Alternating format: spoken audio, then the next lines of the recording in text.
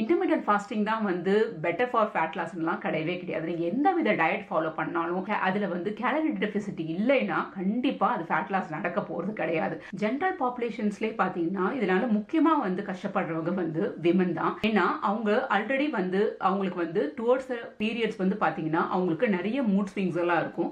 இதில் வந்து நீங்கள் இன்டர்மீடியட் ஃபாஸ்டிங் எல்லாம் ஃபாலோ பண்ணீங்கன்னா அதுவும் மார்னிங் டைமில் வந்து நீங்கள் வந்து உங்களோட மீல் டைமை டிலே பண்ண உங்களுக்கு வந்து மூட் ஸ்விங்ஸ் வந்து அதிகமாகும். உங்களோட ரொட்டீனே வந்து பாத்தீங்கன்னா டிஸ்டர்ப் ஆகும். ஸோ எப்போ பார்த்தாலும் ஒரு இரிட்டேஷன் இருந்துட்டே இருக்கும். நீங்க ஒழுங்கா வந்து உங்களோட மீல் வந்து கரெக்டா எடுக்கலன்னா, டைமிங்க்கு எடுக்கலன்னா உங்களுக்கு வந்து மூட் ஸ்விங்ஸ் இருக்கும், இரிட்டேஷன்ஸ் இருக்கும். இந்த மாதிரி நிறைய வந்து ப்ராப்ளம்ஸ் வந்து விமன் வந்து ஃபேஸ் பண்ணுவாங்க.